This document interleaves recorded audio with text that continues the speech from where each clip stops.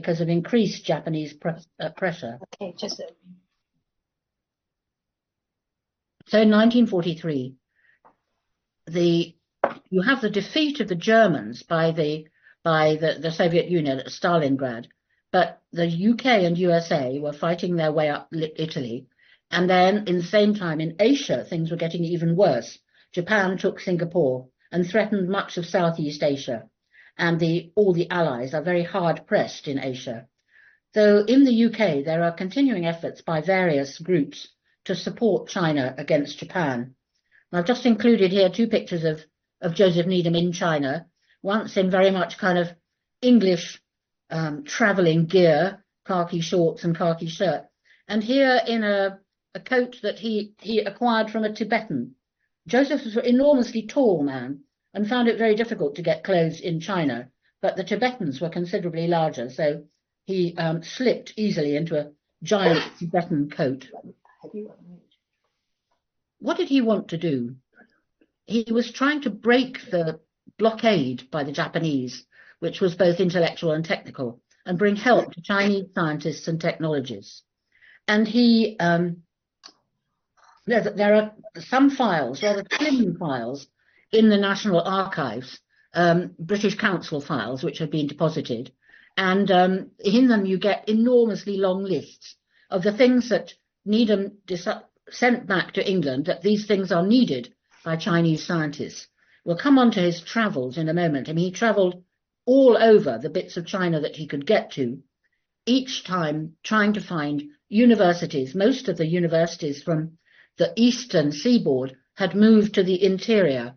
I mean, for example, Peking University and Tsinghua University, also from Peking, had both moved to just outside Chongqing.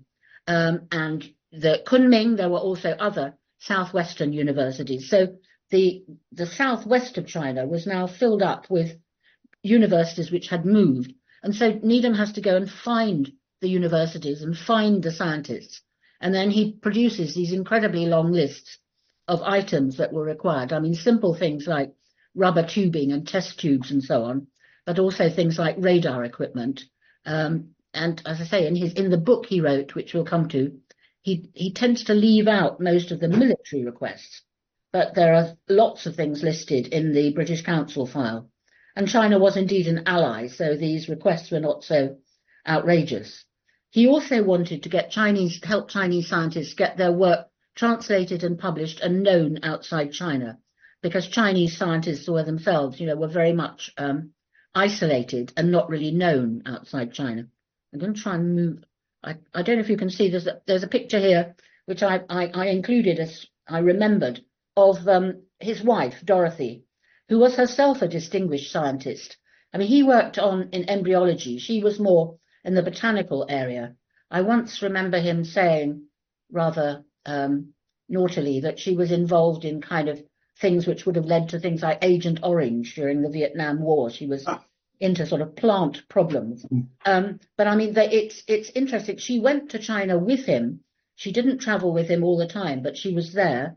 And I think they were the only married couple who both were made members of the Royal Society in their own right. So a very distinguished pair.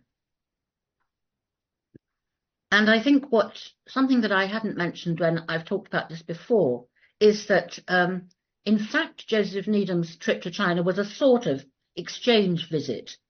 And when he was in China, a distinguished academic, Chen Xiying, who's most usually known as Chen Yuan, which is easier, I think, he found for English people to remember, spent 3 years in the UK. He was charged by the Chinese Ministry of Education to open a Sino-British cultural centre. He'd been sent by his parents to Edinburgh, to school, in fact. I mean, I think he came to England when he was only 15, and he studied at school in Edinburgh, and then eventually went through university and took a PhD at LSE. And he was a very famous literary translator and a university administrator, being the Dean of Humanities at Wuhan University. So when he was in the UK, with considerably less difficulty, he too visited universities, and he made contact with all the major sinologists. He includes lots of mentions of Weili in his diaries, which have just been published in China. And he met most of the leading intellectuals, like Lasky, who had been his supervisor for his PhD, although he was never entirely sure that Lasky remembered him as an individual. And he met Bertrand Russell. He had terrible trouble conversing with Bertrand Russell because Russell's son, Conrad, who was quite small at the time, spent the entire afternoon beating his father with a branch, and was only with difficulty restrained by whoever was Bertrand Russell's wife at the time. But Chen Yuan also, he was looking all the time for possible premises, mostly in the Hampstead and kind of northwest London area, and held lots of discussions with the British Council about this whole business. And he met all of the groups which had been set up in the UK to support China in the war with Japan. There were several. Perhaps the most prominent was the what eventually became the Sino-British Fellowship Trust, which was set up by Lady Cripps. And it's quite interesting reading Chen Yuan's diary. He comes from China, a place where he would be used to distinguished academics having a household full of servants, and he was absolutely appalled when Lady Cripps opened the front door to him herself. He felt that there should be somehow servants and people helping. She opened the door, she made tea and did everything, because of course in wartime it was not so easy to keep servants in the UK. I mean, it was very much a kind of a moment when families had to forget that they ever had servants, and the post-war period was very different. And at one point, Chen Yuan did say, "I'm supposed to be the Chinese Needham," which is, of course, he was a very different sort of character, but he was referring to this exchange project. Now, what the British Council contributed to Needham was, I mean, quite apart from his expenses and the salaries of staff. Liao Hongying was on his staff in Chongqing, rent of a building in Chongqing for his Sino-British Scientific Cooperation Institution. And they also sent out books, journals, microfilm readers, test tubes, chemical reagents, and lots of scientific apparatus and other equipment, much of which was collected in India and flown to Kunming over the hump, spending £60,000, over 2.5 million today, on the whole thing. There was involvement of other aspects of kind of British government, the Ministry of Production, the British Council in India, the Indian Geological Survey helped in cutting thin rock sections which were required, and the Indian Cartographic Office all provided equipment and services. And it's rather nice to see in the British Council records in the National Archive that the British Council got rather fed up with Needham's incredibly long letters.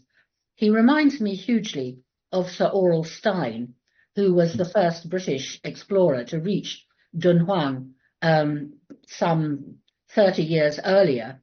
And Aurel Stein, too, wrote letters that were 20 pages long, immense screeds when he was out in China.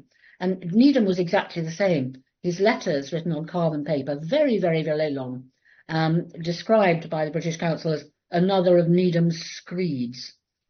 So he was clearly not a terribly easy character to deal with and very demanding. Now, his travels, which he describes in his little book, Science Outpost, which was published in 1948, his travels he listed on these incredible journeys that he made to northwest China between August and December 1943, visited 13 major institutions and gave 9 lectures. Southeast China, where he inspected 20 academic institutions, industrial plants and schools, and gave 39 lectures between April and July 1944. In southwest China, he visited 12 academic institutions, 28 industrial plants, and gave 38 lectures. And he went to North China between August and November 1945, when he described it's a very different scene. He's then visiting institutions which had been places like Peking, had been occupied by the Japanese and very, very severely damaged. He found laboratories which had been completely wrecked. When he's in the other places, northwest China, southeast and southwest, when he's visiting universities which are up and running with enormous difficulty, they keep going, but he finds the devastation in North China very considerable, visiting 28 academic institutions. And he produces in 1946 a report on the conditions of scientific and technological installations in the principal eastern cities of China. And as I say, also published Science Outpost, which is an amazingly interesting, really kind of a diary. It's very vivid. Much of what I say has been drawn from that.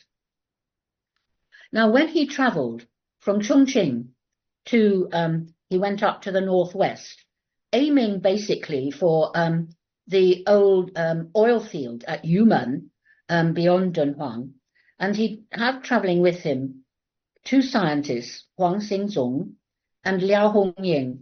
Liao Hongying, you can see here, is a very significant character in the history of Joseph Needham and also in the history of Saku, because she, together with her husband, Derek Bryan, who you can see here much later in life, they were also, together with Needham, they were founders of Saku. Now, he also had with him a petroleum geologist from whom he learnt an enormous amount about the landscape that he was travelling through. That was very important to him, and he includes a lot of Belz's sort of descriptions of rock formations and so on in his book. He also had travelling with him, and you can just see him here beside a slightly out of focus lorry, the diplomat Sir Eric Teichmann, who was an incredible man, who he wrote marvellous books after his diplomatic service in China. He was in China at this very difficult time. He had enormous sympathy for the Chinese, and I recommend his works, which you might think they were out of date, but they were very prescient of what was going to come in China. And he was murdered later after he retired in rather mysterious circumstances in England. On their convoy, which consisted of these various lorries, they also gave lifts to Robert Payne, who's quite a distinguished writer and scholar, wrote good books about Chongqing in the war, and Derek Bryan, who I mentioned before, who was a junior diplomat in China at the time, and he later married Hongying. In fact, they fell in love on this trip out to Dunhuang. Hongying was suffering terribly from a cold and found Derek very sympathetic, finding all sorts of medicines for her and so on. They also, for a while, took with them Rui Ali, the famous New Zealander, who had set up a school for orphans in further south, and had to take all his orphans out to the northwest to escape the Japanese invasion. And he sent along three boys from his school who helped with sort of as runners, running errands and doing the shopping and doing this, that and the other for the trip. And of course, for Saku, the importance of these boys is considerable, because one of them eventually became the father of Zoe Reed, our recent president. Without him, Zoe wouldn't exist, and she wouldn't have been able to lead Saku with the skill that she did. So he's got all sorts of people joining the trip as it goes up from Chongqing towards Dunhuang. It was incredibly difficult. There were roadblocks, there were landslides, but their problems mainly were mechanical with their lorry. As you can see, August 17th, spring broken. On the August 22nd, gasket blew out. 27th, they had a bent conrod. September the 18th, the ignition was faulty. On the 19th, the gasket blew out again. 27th, the magneto was out of order. October 2nd, main bearing is gone. November the 1st, piston broken. 6th, spring broken. 8th, battery failed. December the 4th, 2 main bearings went.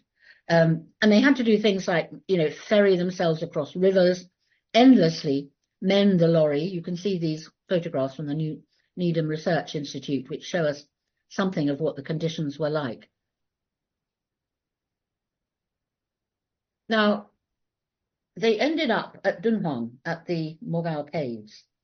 And those of you who don't know Dunhuang, there's a long cliff about 20 kilometers outside the small oasis town of Dunhuang, known as the Mogao Caves, where some 700 caves, which you can see here, were carved into the rock face from the beginning of the 4th century until about the 12th century. And they were inspired by Buddhist cave sites in India, like Ajanta.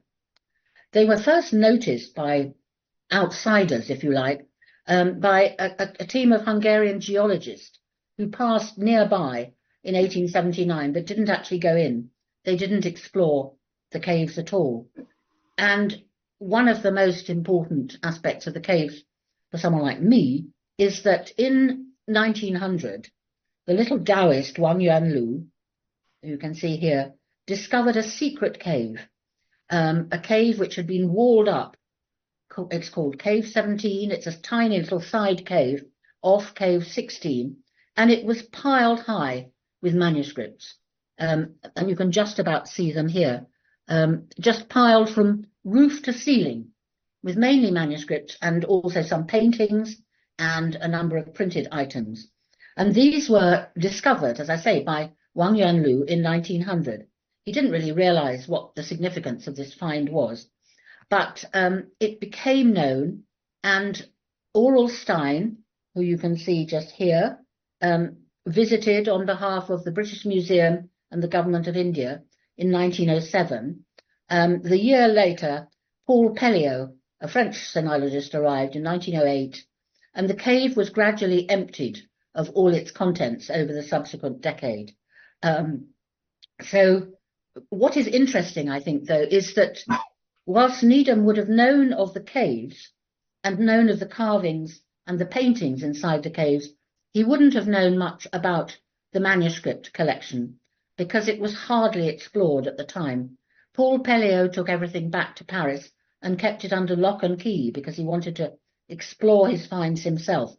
Stein made efforts to let other people see things, but they were fairly closely guarded in the British Museum. So very few people were aware in this period, even as late as 1943 and 44, of the significance of the contents of the cave, really the world's largest paper archive, the most extraordinary find, mainly Buddhist, but with a wealth of manuscripts dealing with life in Dunhuang, with Chinese science, with Chinese history, with Chinese literature, and so on. It was the most extraordinary find.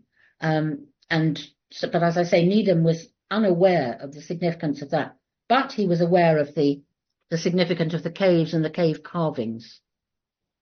So he meant, as he says, he meant to go to Qianfudong for 2 days, but the lorry engine had to go to Yumen, the oil field, for repairs, and spare parts were delayed. And in the end, he stayed 3 weeks. And you can see here pages from his diary, which you can look at on the Needham Institute's website, which I recommend highly. But as you see, you can see here, Friday, 1st October, at Qianfudong, which is another name for Mogao. Qianfudong means the 1,000 Buddha caves, which is in a sense an easier name for it. And so he spent, with those who were staying with him, they spent 3 weeks at Dunhuang and really explored the caves considerably. And there you can see Needham on horseback and the two of the boys from Rui Ali's school in the sand dunes which lie opposite the caves themselves. And Needham's diaries are absolutely incredible, really very well worth looking at. And he drew quite a lot. I mean, he was a surprisingly skilled artist, really, draftsman, if you like. And you find all sorts of things, quite funny pieces. There's a kind of multi-armed Buddha, notices of faces and colours which might have been used in the painting. And he was quite interested in the military aspects. I mean, if you read Science and Civilization in China, his history book, you find quite a lot of references to things that he saw in Dunhuang. I mean, he was very interested, for example, in stirrups and, you know, when they were first introduced and could he see them. And he shows quite a lot of things. I mean, there are a lot of illustrations of armor, and here mounted horsemen and so on, and other details of clothing, all taken from the murals that he found on the caves behind the sculptured figures of the Buddha. In these ones, you can see nobody is using stirrups, so he was interested in that. He made drawings of figures, of the groupings that you found, and of architecture. This is a sketch of one of the ceilings. Almost all the caves have wonderfully decorative ceilings, which are beautifully painted in emulation of timber framed ceilings that you would find in Chinese buildings. And here, of course, you have this female figure who looks, I mean, she's a donor figure, probably in a list, as a kind of range of donor figures painted in the caves, and she's kneeling on a mat because, of course, as we all know, at this time the Chinese, like the Japanese, sat still on mats. Mats only come in really kind of after the Tang Dynasty. The Chinese gradually moved up to chairs, but in the Tang they're still on mats. And as you can tell from the fact, that the word for chairman, as in Chairman Mao, is actually chief mat.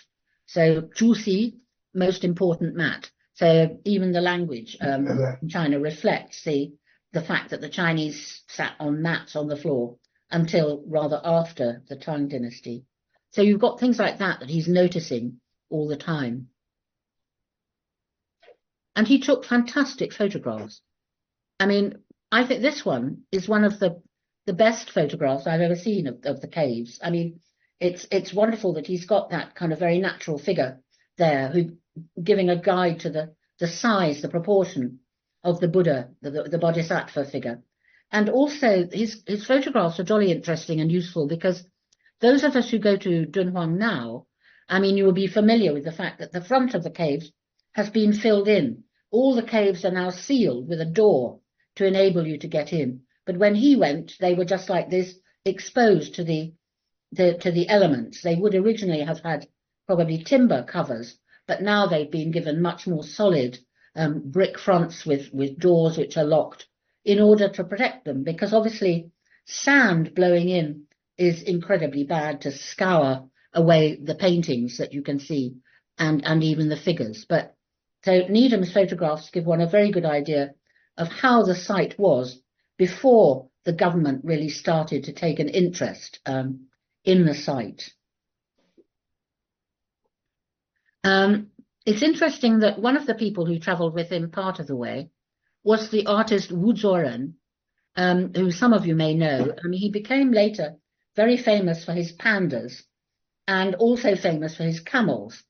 And this is a photograph of Wu Zuoren buying dates in Dunhuang in the market. But it was at Dunhuang that he saw his first camels, which are animals for which he later became very well known. So that was an important moment in the life of the young Wu Zuoren, to travel with Needham briefly and encounter camels.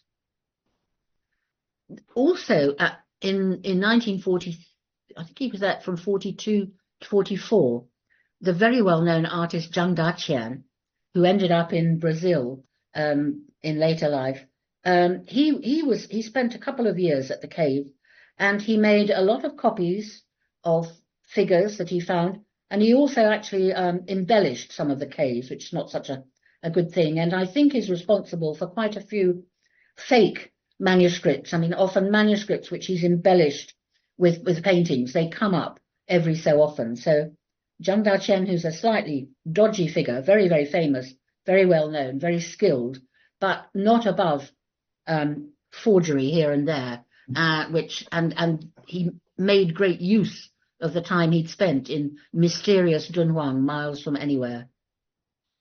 There was also a photographer, Lord Jimei, and his wife. I could never get bigger photographs of them, but they took photographs which are now in Princeton.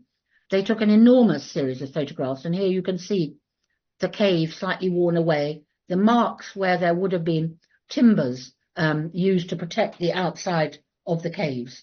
but you can see the face of the caves as they were then, now very different, plastered over. And as I say, all the caves are carefully protected by doors. And there was also an artist called Chang Shuhong, who you can see here in a self-portrait with his wife and daughter. And that family stayed there for many decades. Chang Shuhong arrived and was deputed to look after the paintings and to try and restore some of the paintings and keep them in good shape. And here his family stayed on.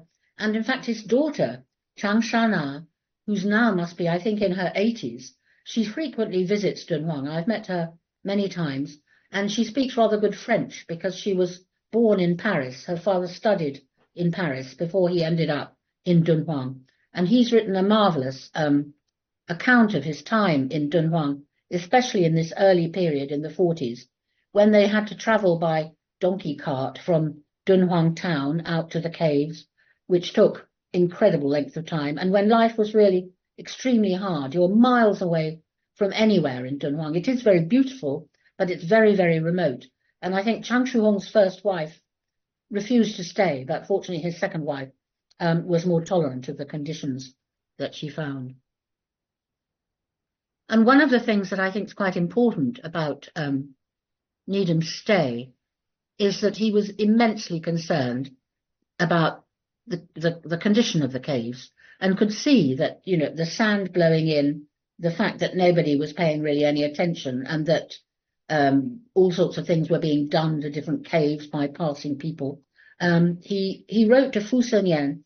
Fu Senyan was, I suppose, the leading Chinese intellectual at the time, who was staying in Lijuang in Sichuan, and he wrote to him on the basis of this diary. You can see there his diary entry, nothing being done. He was very worried about the conservation of the caves and wrote to Fu Senyan about this, and also kept up pressure through the British Council to press for the conservation of the cave site. Now, in his book, Needham gives many of his impressions of China, and he was immensely sensitive to the scenery. And as I said, he was very much helped by the geologist Belts, who was traveling with him. And he also he stayed in Shandan for a bit, where the Saku tour, which went off in the footsteps of Joseph Needham, some, I don't know, was it about 8 years ago? We travelled in Needham's footsteps, as it were, and we stayed for a while in Shandan, which is a lovely little town, really relatively unspoilt, in which WWII had established his school, his refugee school for refugee children, and where the two boys that travelled with Needham were being educated. And Shandan is lovely, and it still does have some old architecture, and as he said, huge trees, and it was empty and old-fashioned, and it still remains really, well, was like that when we saw it some 8 years ago, a very quiet, pleasant little town with WWII's school still standing there, very much unchanged from the time when Rui was living there. And he was very keen on food. He talks about meals. There's a wonderful description in Tianshui, potatoes cooked in a kind of toffee, which comes away in long threads. Now, all of you who know Basa Pingguo, which normally now it's apples and bananas are coated in batter and then coated in toffee. Very difficult to eat. When they arrive on the table, you have to pull them all apart, otherwise you just get a great glutinous mass of toffee stuff. But anyway, he had potatoes cooked in that way, which he found delicious, and said of the sort of places that they stopped when they were traveling, that it was unbelievable that such awful little places can produce habitually such delicious food. Lotus roots, fried chicken and sweet sour sauce, prawns fried, pork and bean sprouts, pumpkin in sauce, soup with mushrooms and tofu. And he was very keen on Normi Mianbao, a particular sort of a bread made from Normi. In Yunnan, he liked ganlan, and sometimes he ate a breakfast of fried eggs, doujiang and youtiao, which is always my favourite breakfast, a very grand breakfast. But he always stuck to a British breakfast of buttered toast and honey. But butter was very difficult to find, but he used to buy it from the Tibetans, like the one who sold him their coat. And honey was not too difficult to find. So the Tibetans were useful to him in terms of food as well as everything else. And it's quite amusing to find in the middle of Science Outpost that he and Liao Hongying found time to translate a broadsheet which they found in Lanzhou, a broadsheet printed the Ballad of Meng Jianyu, which many people may know. Meng Jianyu was a woman whose husband went off as part of his corvée labor to work on the Great Wall, and he died far, miles away from her. And Meng Jianyu made a long trip to find her husband's bones, because obviously it's terribly important that you should bring your relative's body or bones back home so that they can be buried at home and given all the proper care that a dead relative requires, to be served food on all the feast days and so on. And it's famously, when she discovered the place where her husband had died, she wept so much that she made the Great Wall fall down, or she knocked down a bit of it. Her tears swept away, as you can see, the bricks. And Liao Hongying and Joseph Needham translated this version of Meng Jianyu and included it in Science Outpost. So it's not very scientific, but anyway.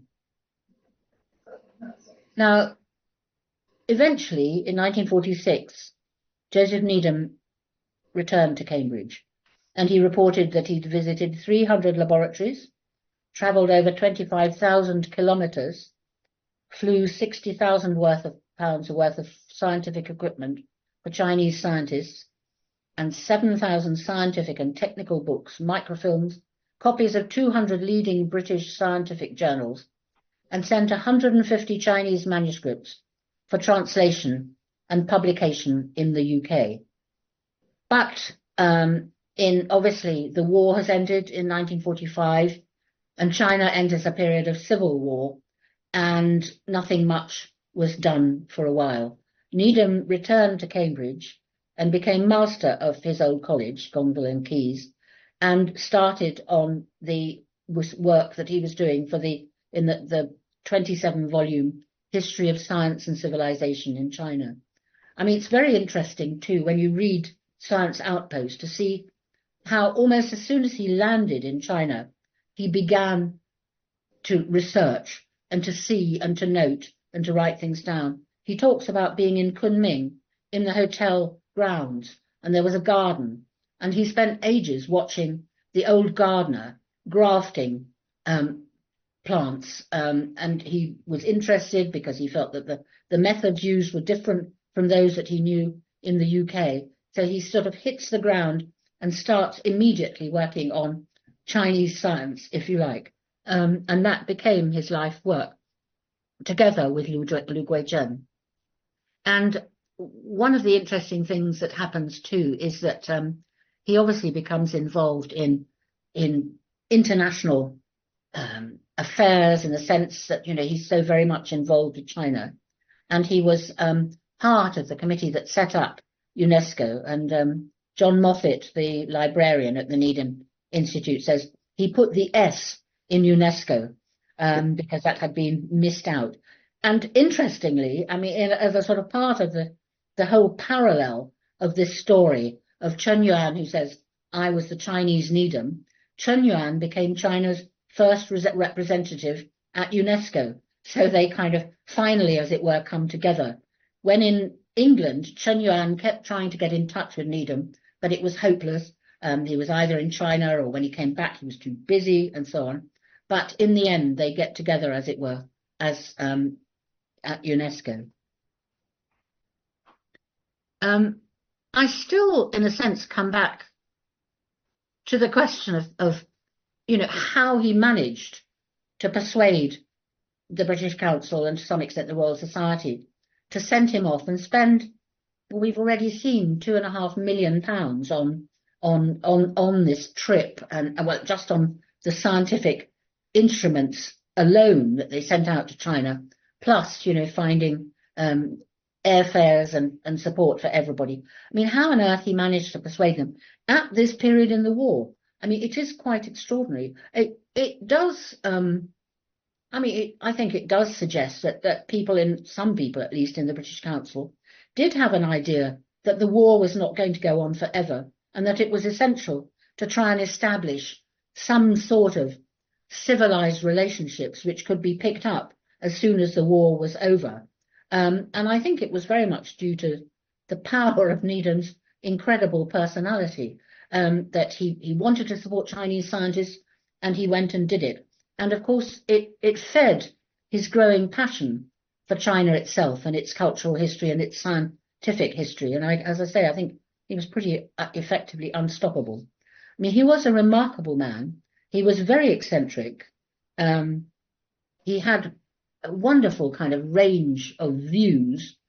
I remember him embarrassing a German friend of mine who was interviewing him for German radio ages ago, when he insisted on talking German and explaining to this guy that politically he was a Christian Democrat, which of course put him far to the right of where he actually was, because he hadn't taken into account the name of the party in Germany. But he was passionate about things like Morris dancing. Oddly, Morris dancing was organised for his funeral, and he was very much a Christian, and he also, I mean, that you can see that sort of thing. And I mean, he obviously, his wife and Lu Guizhen lived in a strange sort of triangle for about 40 years.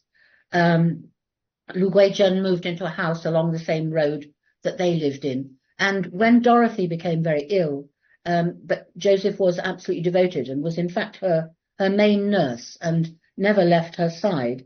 But eventually, after she died, he and Lu Guizhen waited 2 years before they got married, which I think he felt was a kind of appropriate thing to do, despite the fact that they were both in their 80s, and Lu Guizhen died soon after they actually married. I mean, it was rather a sort of tragic thing. But anyway, his work lives on. 27 volumes exist so far of Science and Civilization, and there are other volumes still to come. He's obviously brought in, before he died, he brought in other scholars to work, but he set the pattern for Science and Civilization in China, which everybody who writes a volume now has to follow. And it is the most magisterial work. When I worked in the British Library, I mean, if ever we had a query about Chinese science, we would just go straight to Science and Civilization in China and almost invariably find the answer, or find a way to look for the answer. The only criticism I think that some people make of it is that it's sometimes a bit out of date. Needham himself was very, very well versed in the history of scientific writing in the UK and in Europe, but he did find it hard to keep up. But absolutely extraordinary in the breadth of the work that he did.